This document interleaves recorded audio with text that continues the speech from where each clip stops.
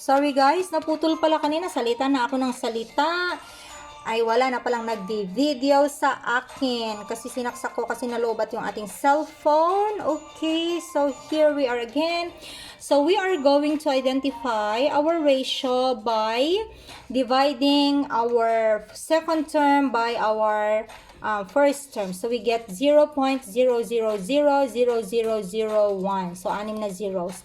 And so we are good to go. So here is our formula. So we are just going to substitute this given to our formula. So we have 0.4287571 divided by 1 minus our ratio. Okay, so we have 0.428571 all over na 0.999999. So anim din na 9. Okay, so as I have said in our previous video, we are going to move our decimal points such that our numerator and denominator will become whole numbers. Okay, so we have 1, 2, 3, 4, 5, 6. So we are going to move our decimal point 6 times. So we have 4285571 over, we are going to move this as well. Okay, by 6 times, so 999999. There we have it, people. Now, what we're going to do is to find a number that can reduce this fraction to its lowest term. So, since we have 99999 there, maybe we can try 99. So, 4285571 divided by 99. Ayan, so pwede siya. Okay, so we have 4,329 over. So since we divide this, divided by 9 over 99, 99 din sa taas. Let us see kung pwede. 999 divided by 99. Ayan, so 10,101. Okay, let us try para kasi ang laki-laking number yan, di ba? Para matignan natin kung ano talaga yung pwedeng number na i-divide natin, look at the last two digits. Ayan. So, ano kaya ang pwedeng, o kaya sa last digit at saka last two digits, ano kaya ang pwedeng i-divide ko sa 29 o kaya sa 9? Pwede kaya ang 29? Okay, so let us try 43 pala. 4329 divided by 29. Ayan, hindi siya pwede kasi meron siyang decimal. Okay? So, 9 can be divided by 3, isn't it? So, let us try 4329. I-try natin ang 23. So, divided by 23, ayaw niya. So, i-multiply ulit natin ang 23 para babalik. I-divide natin ng 13. Ayan. So, pwede siya ng 13. Diba? So, tandaan niyo yan ha. So, i-divide daw natin siya ng 13. Pwede rin kayang i-divide. So, isulat na natin. Halimbawa, yan. Okay. Di-divide din natin ito ng 13. Tignan natin kung pwede. So, 101 divided by 13. Ayan, so pwede rin siya. So, 7777. So, ganun lang guys. So, diba, ito ay 9. So, ang pwede lang i-divide sa 9 ay 3. So, sisimulan mo na siya sa 23 o kaya 33 o kaya naman 333. Ayan, so 3 yung last. Okay, so since ito ay 4,000, so 39 natin siya ng 13 kasi hindi siya pwede ng 33 o kaya 23. Ayan, so we have divided that. So whole number yung lumabas, so pwede siya. So kung pwede yan, try din natin ito kung pwede. Pero kapag hindi ito pwede, hindi rin pwedeng yun ang pang-divide mo sa kanila. Halimbawa, pwede siya sa 333. So 4,329 divided by 33. Ay, 333 pala. So, times 33, sorry. Divided by 333. Ayan, so 13 yung sagot, di ba? So, i-try natin din yung sa baba. 10101 divided by 333. Ayan, hindi siya pwede. Kasi may decimal. Ibig sabihin, hindi mo ito pwedeng i-divide ng 333 over 333. So, 13 lang. Dapat pareho yan. Kapag hindi pareho yan, kapag ito nagkaroon ng decimal, hindi pwede. Okay? So, since here we have 333 over 333, ano kaya ang pwede dyan? How about, let us try 1, 1, 1. Kasi 1 na lang ang pwedeng i-divide dito aside from 3. Sige, kasi ito pwede sa 3 pero ito I doubt na pwede sa 3. Tignan natin. Pero parang pwede. 7, 7, 7. 7 divided by 3 pwede pala. Ay, hindi pwede. Okay, so hindi siya pwede kasi may decimal. Ibig sabihin, kapag 3 yan, ay hindi pwede kung pwede ang 3 dyan, hindi naman pwede ang 3 dito. Bakit hindi pwede ang 3? Ay, hindi nga pwede kasi 28. So, 2 plus 8 equals 10. Hindi nga pwede. Okay, so, hindi pwede. Pero kapag titignan natin, ano pa bang number ang pwedeng i-divide dito? Pwede ba ang 11? Kasi pareho naman silang 3, 3, 3. Sige, tignan natin. 3, 3, 3 divided by 11. Ayan, hindi rin pwede. So, anong number ang pwede? Okay?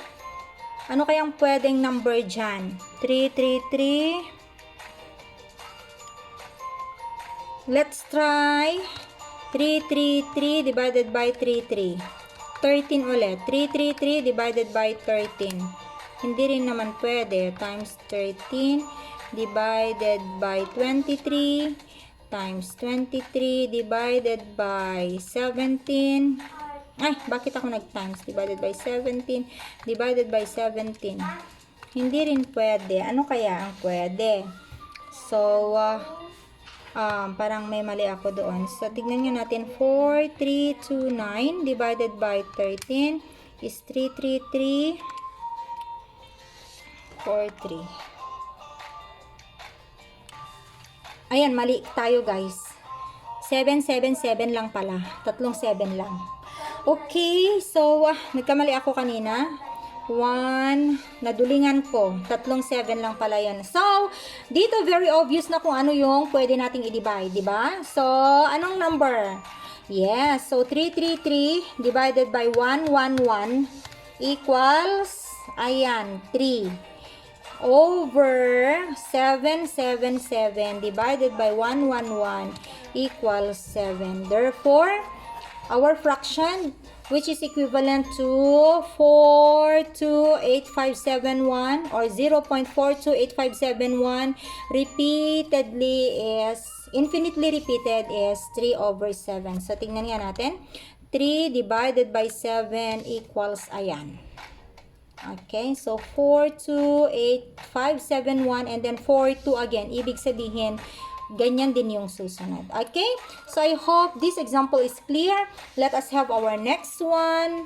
Ang sumunod ay 0.066666 and so on. Okay? So, ito yung naulit. Okay? So, ito yung naulit, hindi yung 06. So, hindi kasali yung 0 doon na naulit. Okay? So, how are we going to do that? I-expand muna natin siya. So, ang ibig sabihin yan kasi 0.06 plus 0. Ilang zeros na yan? Dalawa. 6. Tama? And then plus 0.0006. Ayan. And so on. Okay? So, plus and then so on. And so, kung makikita ninyo guys, eto, hindi siya kasali. Oops. 0.006. And then 0.0. And then 06. 0.6 and then 0.06. Okay. So, eto hindi siya kasama kasi ang nauulit lang naman ay yung 6. Okay? Yun pala. Ayan. So, hindi siya kasama. Okay? Kasi may 0 siya kanina. So, ito lang yung yung series natin or yung sequence natin. Okay? So, kapag merong hindi katulad, halimbawa, 0.8333. Ayan. So, kapag in-expand natin ito, magiging 0.8 plus 0.03 plus 0.003. Ayan. So, ito yung mga repeating. Okay? So, since parang ganyan ito, merong 0 doon. So, ito lang yung ating mga repeating. Okay? So, mamaya ito, ipla-plus din natin yan. Okay? So, kukunin muna natin ang ratio by dividing these terms. Hindi siya kasali. Okay? So, let us see 0.0006 divided by 0.006. Ayan. So, ang ratio natin ay 0.1. Okay? So, yun ang kukunin natin. At this time, hindi ito yung first term natin kasi nga may 0 siya. Hindi siya yung repeating. Okay? So, ito yung ating first term. Okay? So, ang first term natin ay 0.006 over 1 minus 0.1. Okay, so we have 0.006 over 1 minus 0.1 is 0.9. Ayan. So, ngayon, mag-move tayo ng decimal natin. Kung ano yung mas maraming decimal number or decimal digits, doon ka unang mag-move. Okay? So, since ito yung mas marami. So, 1, 2, 3. Ayan. So, 3. So, magiging 6 over. Ito, mag-move dito tayo. 1, 2, 3. So, 0, 0 over 900. Ayan. So, that is our fraction. Ngayon, meron pa tayo kanina dito, di ba? Na plus. Ipla-plus natin ito. Okay? Kasi kasali siya doon sa fraction. So, plus 0.06. At kapag inano natin ito sa fraction, i-divide natin siya by ilan yung decimals? Okay, 100. Kasi dalawa yung decimals. Okay, sana nakukuha nyo yun. So, we are going to, imumove na pala natin. So, 6 over, imumove pala natin. So, over 1 kanina ito. So, nandito ang decimal niya. So, 1. So, 100. So, ito ay magiging, dito na tayo guys. Ito ay magiging 6 over 900. Ito siya. Plus yung ating pinaka first term, original first term kanina na 6 over 100. Ayan. So, bakit 6 over 100? Kasi nag-move na tayo ng decimals natin. Okay, so ang common denominator natin this time ay 900. 900 divided by 900 times 6 is 6. Plus 900 divided by 100 is 9. Times 6 is 54. Okay, so 6 plus 54 equals 60 over 900. So, i-cancel na natin yung isang number, isang 0 doon. And then, we are going to reduce this by 6. Try natin ang 6. So, 6 divided by 6 divided by 6 is 1 over 90 divided by 6 is 15. Ayan. Therefore, the equivalent fraction of 0 or 0.06666666666 infinite 6 is 1 over 15. Let us try. 1 divided by 15 is, ayan, 0.06666666666 and forever 6. Okay?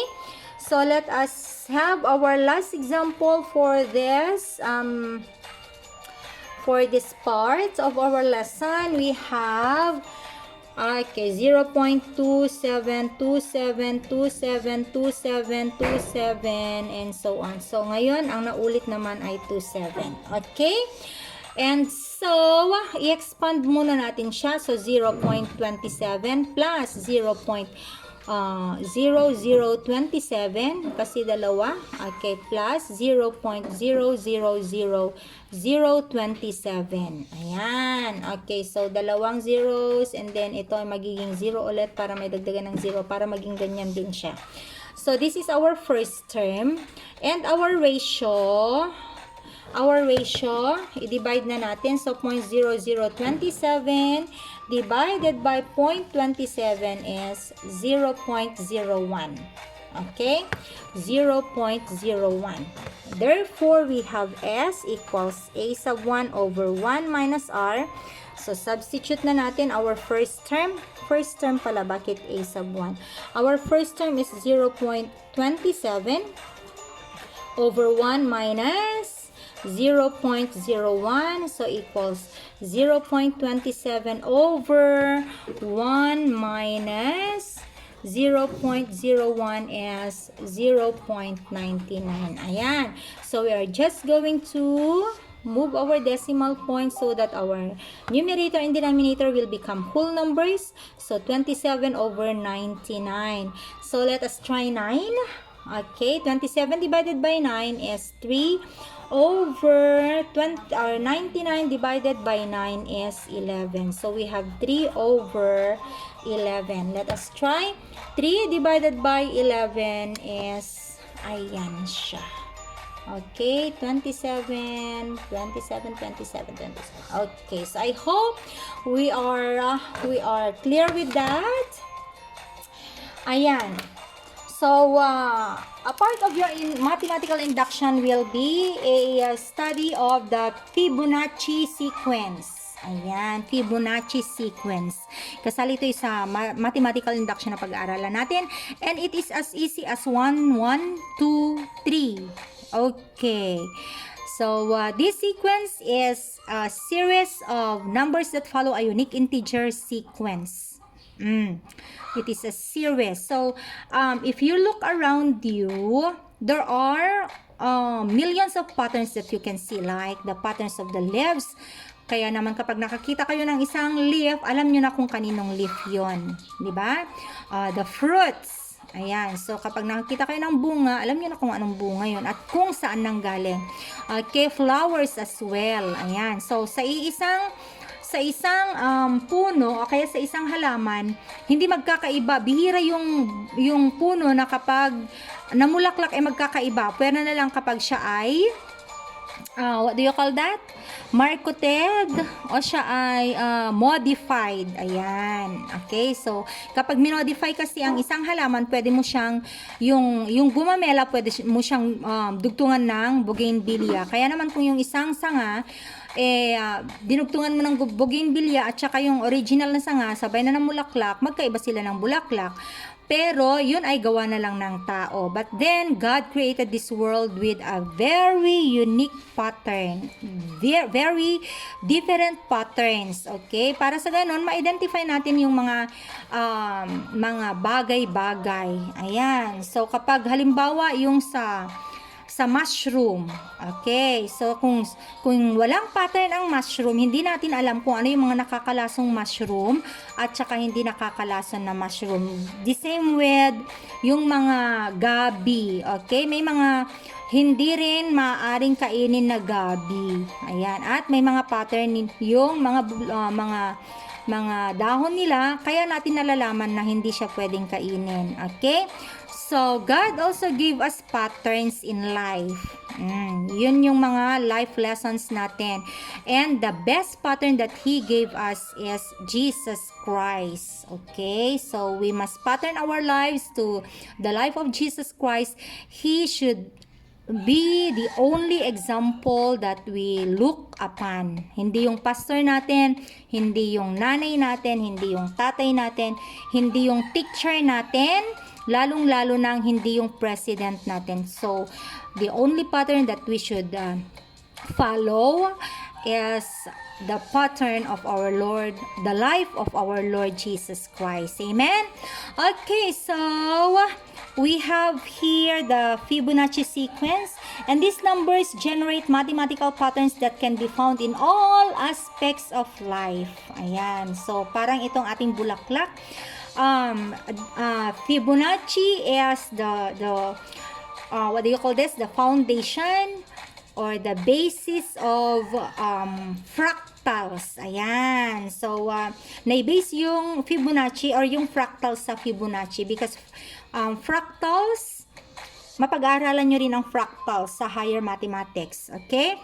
So, the patterns can be seen in everything from the human body to physiology of plants and animals. Kaya naman, kapag nanganak ang isang tao, ano sabi niya? Carbon copy. Kasi yun na yung nailagay na na term doon kasi noon wala pang photocopy. Kung meron na siguro dati ang sabihin mo photocopy, pero carbon copy daw ang term. Okay. Now, how does the Fibonacci sequence work? The Fibonacci sequence is derived from the Fibonacci numbers. And so these are the numbers. We have 0 and then 1, 1, 2, 3, 5, 8, 13, 21, 34, 55, 89, 144, and so on. So, these numbers are obtained by adding the two previous numbers in the sequence to obtain the next higher number. So, what do you think is the next number? The next number is, yes, we have 3, 3, 3, ano ba, 2? Pagplasin natin yung 55 plus 189, ayan, so 244, okay, 244, ay, 55, 89, 89 plus 144, sorry. Okay, we have 233. Tama ako kanina, 233. Okay? So, these numbers, the next number will be obtained by adding na naman 144 plus 233. Okay?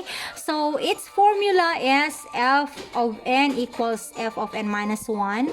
Okay, so that should be subscript plus f of n minus 2. So, is it familiar?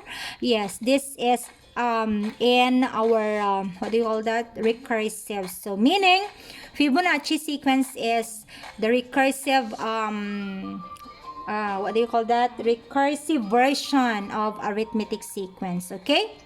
So, every third number is even and the difference between each number is 0.618 with a reciprocal of 1.618.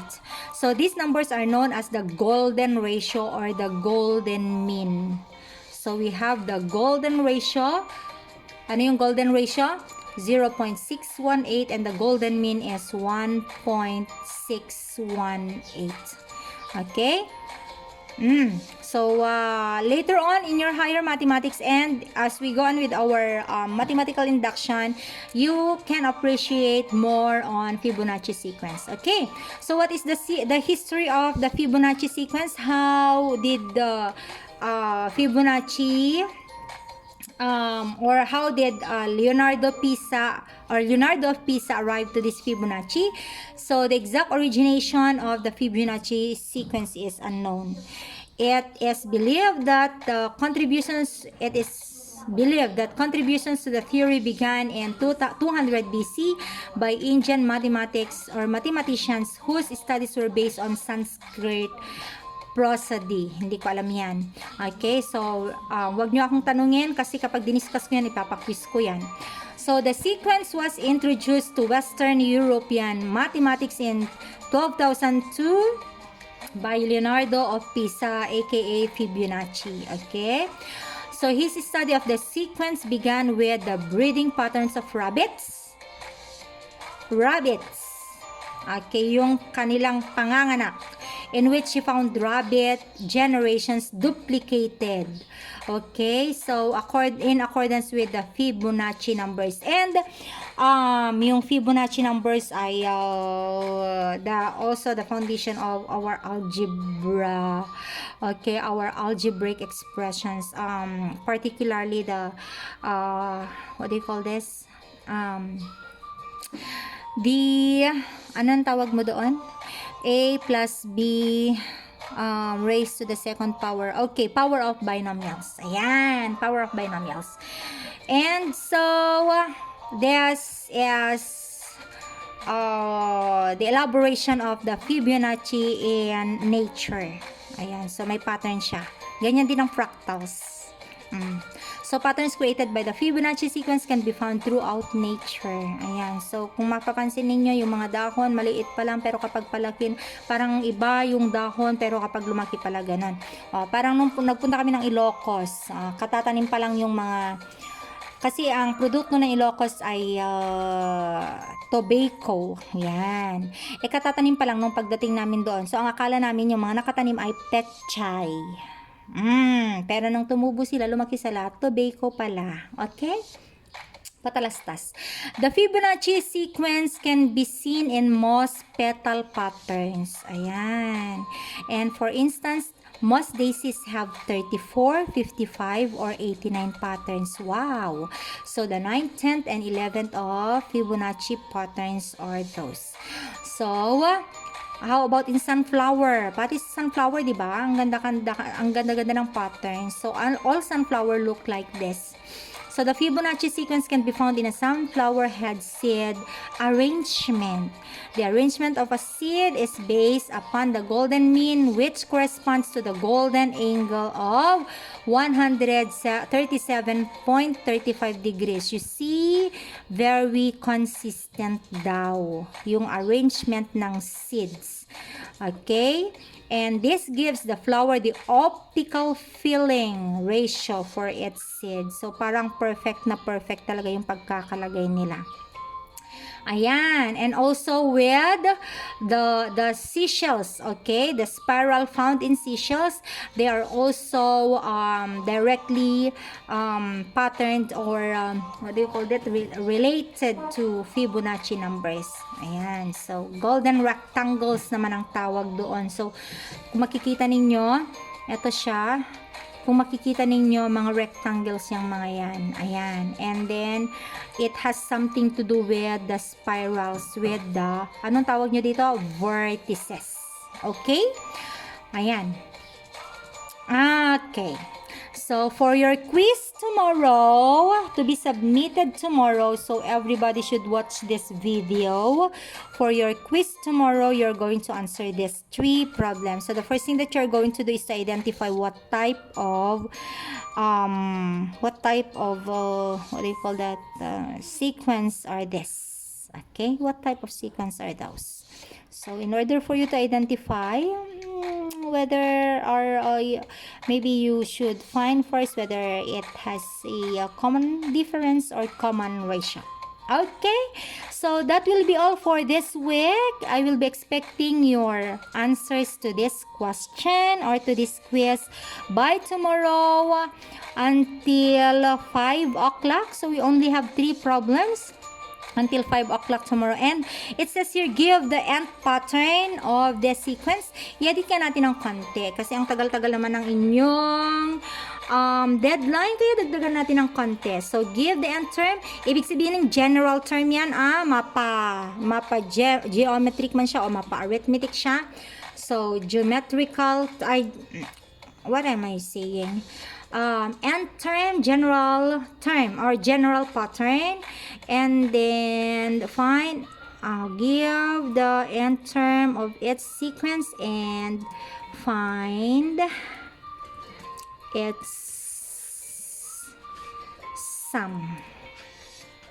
Okay, find its sum or its sum. Or find the sum, find the sum of the first 20 terms of each sequence. Okay. Ayan. Dagdagan pa natin ng konti. Sige, give the following na lang. The following for each set of sequence. Okay, letter A, the nth term, delete na natin yan. Okay, ananoy. Okay, the sum of the first 20 terms, delete na lang natin yan. And let's see, the